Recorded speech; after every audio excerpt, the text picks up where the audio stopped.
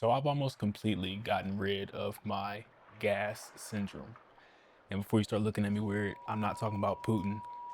It simply means gear acquisition syndrome, which basically is, you see all these nice pieces of equipment that these brand manufacturers are making, and you start thinking that, if I can just get that piece of gear, if I could just get that lens, if I can just get that light, you start to think that you need those things to make your work better. In some cases, that is true, but in reality, at least in my case, you know, how much better you get is really incremental, depending on which gear you use. In a lot of cases, you start getting gear, so much gear, and burning holes in your pocket, and you're not using it that much. At least in my case, that's what it became in my situation. Don't get me wrong, getting new gear is lovely, but if you're not using it, you're basically just burning holes in your pocket, and wasting money. For example, when I first started building my kit like 6 years ago, all I could afford was a couple Quasar tubes, a Godox Sl 60W, and like some RGB bulbs.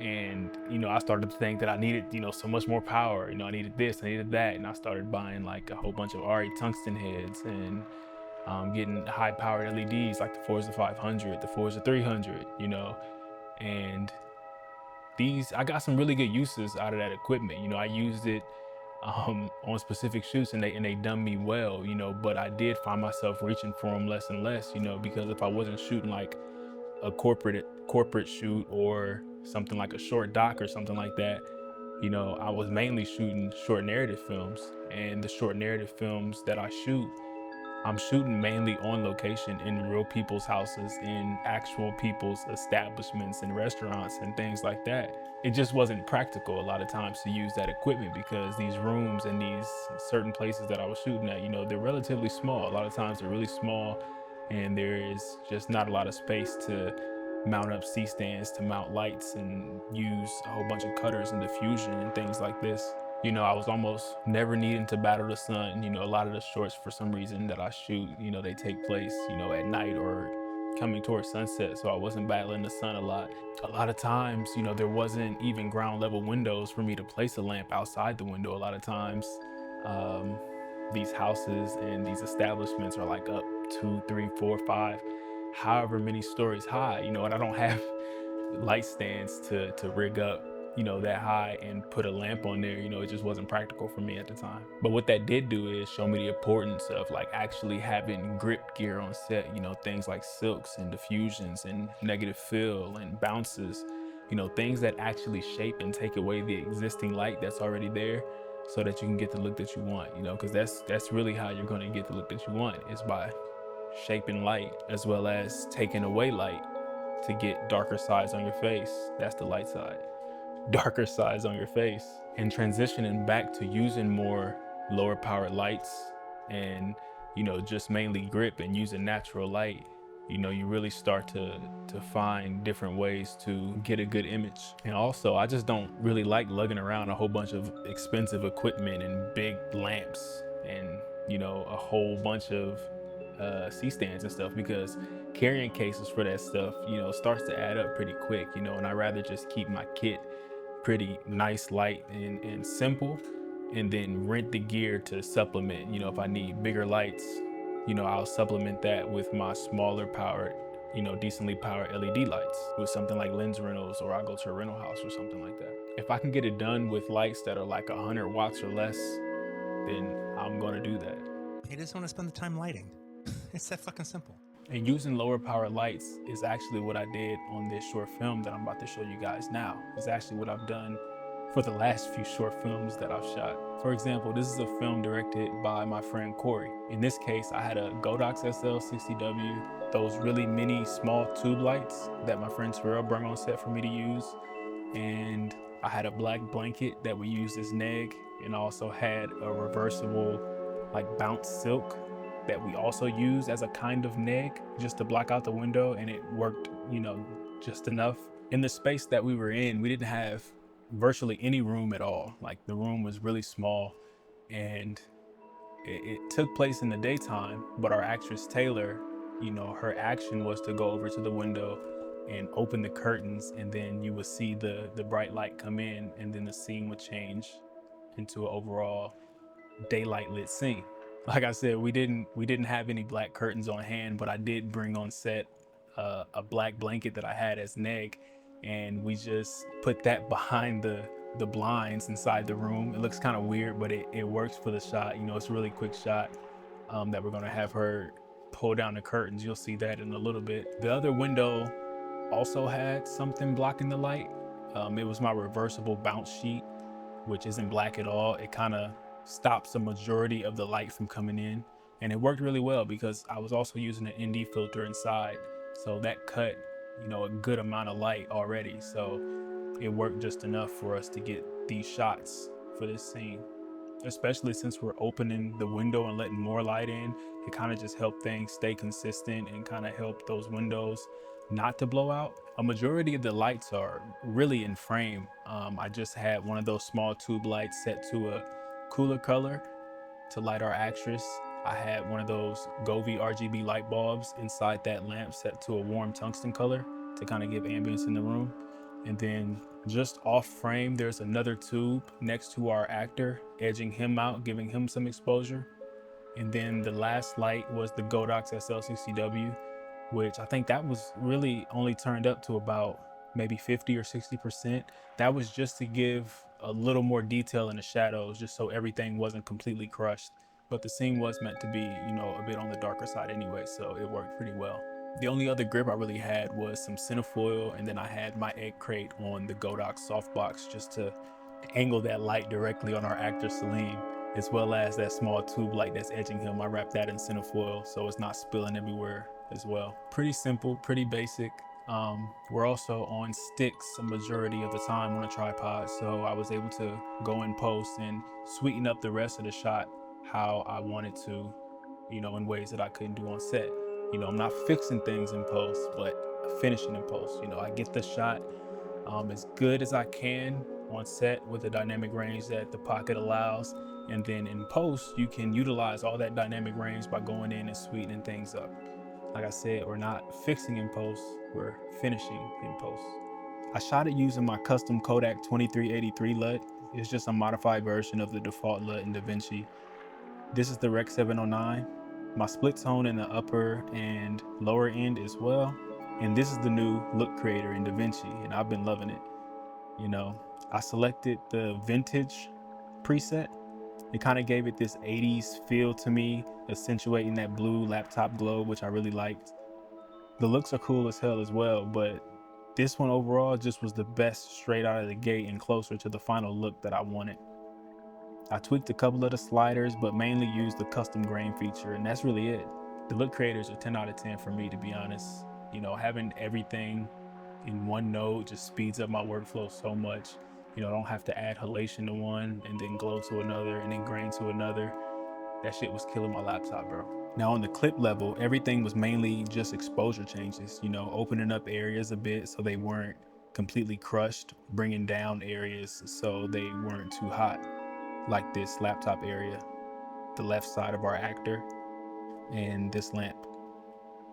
Then we added back in some saturation, and this is the final look.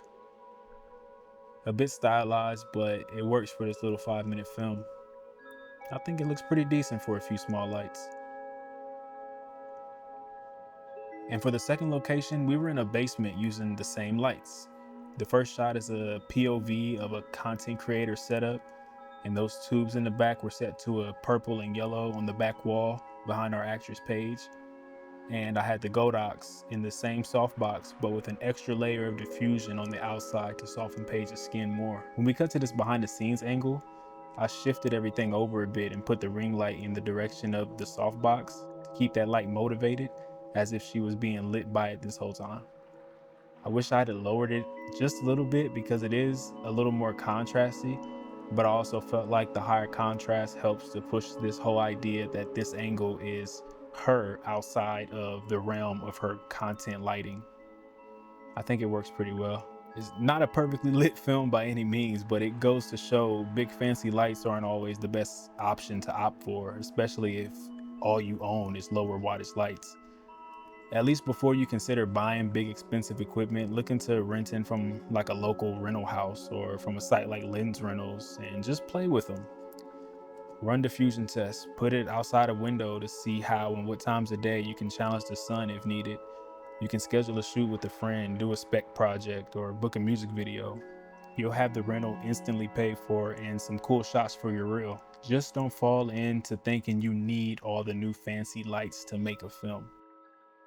You know, I'm kind of at a point in my creative filmmaking journey where if I only have a few lights to work with at a time, or all I have is grip, I'm gonna find a way to make it work. You know, I'm not gonna not shoot a project or not shoot a film just because I don't have all the equipment that I need. You know, there's always a way, there's always a solution that you can think of in order to get an image that you want tailored to whatever film that you're shooting. You know, you just kind of got to think outside the box, get savvy with camera placement, work with what you already have naturally, you know, using the sun to your best ability. It may not always look pretty, but you know, it's not gonna stop me from shooting either. And you know, what I'm coming to realize is, you know, over these past few years, you know, filmmaking is such a collaborative effort, and I've been blessed to have a small, strong, awesome, incredibly talented team around me for the last few years, helping me shoot these films. You know, everybody is so creative and talented, and you know, whenever I get stumped on set or I need to move a stand, or if we are using like, you know, bigger lighting setups and rigs, you know, I can count on them to kind of move frames, move C-stands, dial a light in, you know, dial a light back. You know, it just makes the process a whole lot more enjoyable and also just smoother, because more brains are better than just one, and you're not going to run yourself rampant trying to figure out how to do something. You know, you can all, you know, kind of just come together, figure out a solution really fast, and you know, get it done. You know, that helps tremendously, and I'm incredibly blessed to have such a small, strong, awesome team behind me. Like, it makes shooting films just that much better. I'm also considering finally upgrading to the 6K. I don't know. I really do love the Super 35mm format. I've been wanting to shoot on it as my main shooter for a while. The main reason I want to switch isn't because something is wrong with my 4K. I love my 4K so much. It's just speed boosters, really. I don't want to use speed boosters no more, you know, because every time I rent a lens or, you know, have more than one lens, you know, I got to swap out that speed booster, put it on the other lens. You know, it's a hassle. It takes up time. Yeah, we'll see. I might rent out the 6K on Lens Rentals or something like that and test it, play with it. I already know what it's about. I've used it before, but I've never really used it as a main shooter. And I don't know, if I have to sell my 4K, I really want to make sure it goes into the hands of somebody that isn't going to just like leave it on the shelf and get dusted up. You know, I love this camera. I love this camera so much. I got an attachment to it. And, you know, this camera just served me well for so long, and I just absolutely love the look of the 4K. You know, it just is what it is. You know, it kind of has almost the same sensor size as Super 16. It's a little bigger than Super 16. It's kind of in that middle between Super 16 and Super 35. So, in my opinion, I think it gives a really interesting look. You know, there's a rawness to the 4K that other cameras just don't have. The colors render so good. Blackmagic knows what they're doing.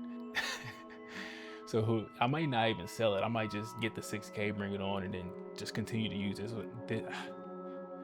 I might just get the 6K and bring this one on as a B cam, because I haven't experimented much with 2 cam setups. I think that'd be pretty interesting to do, you know, especially for scenes involving dialogue. I think a lot of times 1 camera setups can kind of take actors and actresses out of the moment a little bit. You have to do multiple takes of certain dialogue conversations that's taking place. So I don't know, we'll see. Might make the jump, might not, but I will eventually. I thought about full frame, but yeah, that's not for me yet either. I think the 6K Super 35mm sensor is perfect. So we'll see. I'm considering it.